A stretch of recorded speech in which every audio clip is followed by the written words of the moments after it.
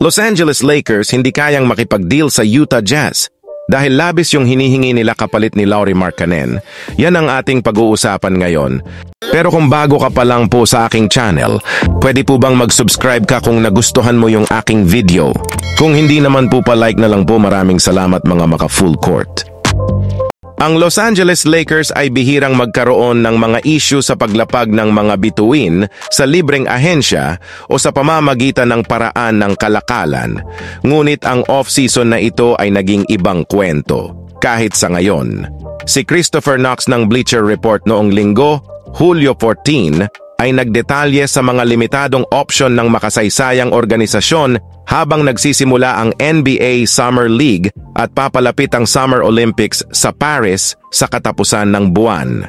Ang isa sa tatlong mga option na nabanggit ni Knox ay kasangkot sa kanyang inilarawan bilang isang hakbang na bakantehin ang aparador sa isang huling ditch na pagsisikap na e-trade para kay Lauri Markkanen ng Utah Jazz.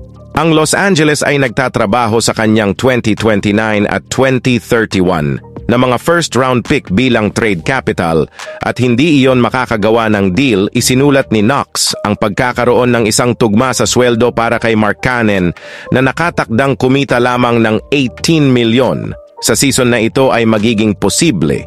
Ngunit ang Jazz ay malamang na humingi ng mga pangunahing asset tulad ng Austin Reeves, Max Christie, at Rui Hachimura. Maaaring magkaroon ng mga pangyayari sa mga darating na linggo bago ang Agosto 6, ang petsa kung kailan maaaring pahabain ng Utah ang Markkanen. Sa puntong iyon, maaaring pahabain ng Jazz ang Markkanen sa isang 4 na taong deal na nagkakahalaga ng maximum na 209 milyon.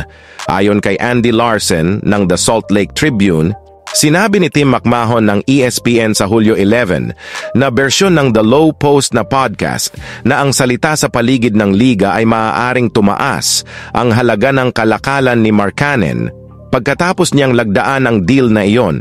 Sa kasong iyon, ang Markkanen ay nasa ilalim ng kontrata para sa susunod na kalahating dekada na mag-aalis ng panganib ng mga negosasyon at ang Markkanen ay magtatapos sa isang taong pagrenta na papasok sa libreng ahensya sa susunod na season. Hindi magbabago ang katumbas na sahod dahil si Markkanen ay maglalaro sa susunod na season sa 18 milyon anuman dahil iyon ang salary cap na naabot sa ika-4 na taon ng kanyang kasalukuyang 4 na taong deal na nagkakahalaga ng 67.5 milyon sa kabuuan. Nangangahulugan ito na ang Lakers ay maaari pa ring mag-alok kay D'Angelo Russell, nakikita ng 18.7 milyon sa susunod na season, at pareho ng kanilang nabibiling first-round pick, 2029, 2031, na walang alinlangan na magiging kagustuhan ng Los Angeles. Gayunpaman, tulad ng sinabi ni Knox, hindi iyon sapat para sa Jazz na mahiwalay sa 7-footer na nag-average sa hilaga ng 23 puntos at 8 rebound noong nakaraang taon, matapos maglagay ng 25.6 puntos at 8.6 rebound bawat laro sa 39%, plus 3-point shooting 7.7 na pagtatangka bawat paligsahan sa panahon ng kanyang kampanyang All-Star noong 2022-2023. Ang Lakers ay hindi handa na ipagpalit si Reeves.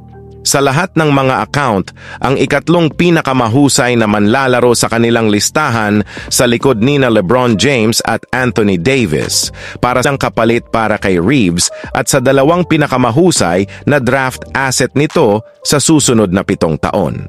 Iyon ay sinabi, kung gusto ng Lakers si Markkanen na magkasya ng sapat sa natitirang bahagi ng roster, ito ay isang hakbang na maaaring magkaroon ng kahulugan para sa magkabilang panig. Ang Jazz ay hindi nangangailangan ng isang manlalaro na kasing husay ni Markkanen sa roster sa susunod na season dahil sinusubukan nilang iposisyon ang kanilang mga sarili para sa matataas na pagpili sa susunod na 2 draft. Bawat isa ay puno ng talento.